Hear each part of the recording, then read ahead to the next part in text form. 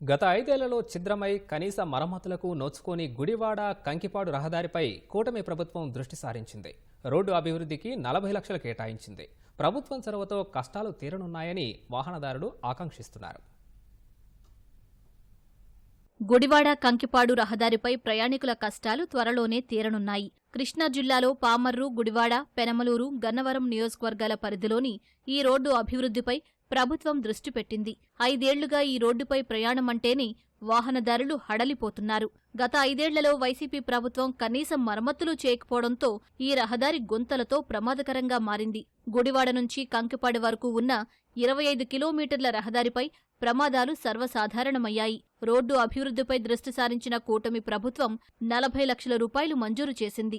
5 ఏళ్లుగా రోడ్డుపై నరకం చూశామంటున్న వాహనదారులు మరమ్మతులు చేస్తే ఇబ్బందులు తప్పుతాయని ఆశిస్తున్నారు. డైలీ తిరుగుతున్నాం, మాకు నడుములు పడిపోయినంత గోతులు పడిపోయినాయి. 5 సంవత్సరాల నుంచి కూడా రోడ్డు మొదలుపడిపోయింది.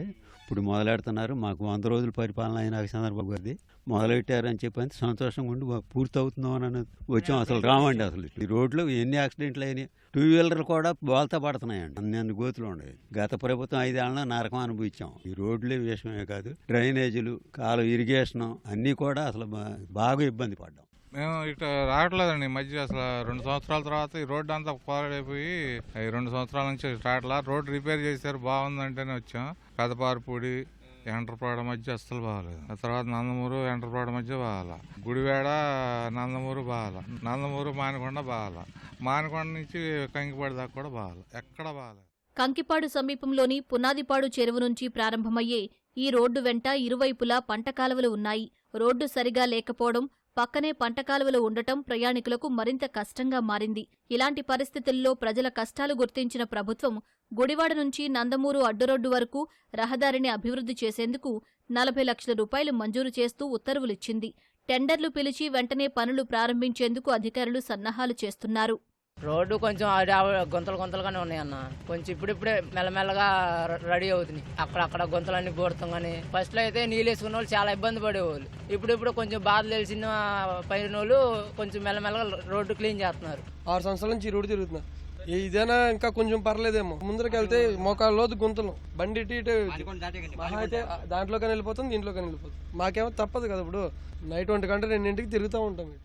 గుడివాడ కంకిపాడు రహదారిపై గత ప్రభుత్వ నిర్లక్ష్యం వల్ల 3 ఏళ్లలో 29 రోడ్డు ప్రమాదాలు జరిగాయి. 10 మంది మృతి చెందారు. 50 మందికి పైగా తీవ్ర గాయాలయ్యాయి. గుంతలు పడింది, అక్కడక్కడ గుంతలు ఉన్నాయి. కొద్దిగా బాగు చేస్తే బాగుంటుంది. హ్యాపీగా ఉంది. బాగు చేస్తే మంచిది. ఇది అటు సైడ్ నుంచి వెళ్ళాలంటే ఉయ్యూరు మీద నుంచి ఉంది కానీ రూటు 14 కిలోమీటర్లు ఎక్కువ వస్తుంది. దీని మీద దూరం తగ్గిద్దని ఇటు వస్తున్నాం, కానీ రిపేర్ చేస్తే చాలా బాగుంటుంది. ఇక్కడ నుంచి కాతిలెక్క రావడానికి బోల్డ్ యాక్సిడెంట్లు, ఎంతో మంది రేత్రిపూట పడిపోయిన వాళ్ళని, భార్యాభర్తలు పడిపోయిన వాళ్ళని అసలు భయంకరంగా హాస్పిటల్ చేర్చి మానవతా దృక్పథం చేసుకుంటూ వెళ్తున్నామండి. నిన్నగామన్న నేను ఆర్టీసీ డ్రైవర్ అండి, డ్యూటీ వస్తున్నానండి. ఈ మొత్తం నాకు పైలిపోయింది చూడండి. ఇక్కడ మొత్తం పైలిపోయింది. ఇదిగో ఏదో గోతులు ఎదురైనా బండి వస్తే ఏమి కనపట్ల. పోయిన గవర్నమెంట్ దరిద్రంతో కూడిన గవర్నమెంట్ నాశనం చేసి పలికి మట్టిపోయేలా.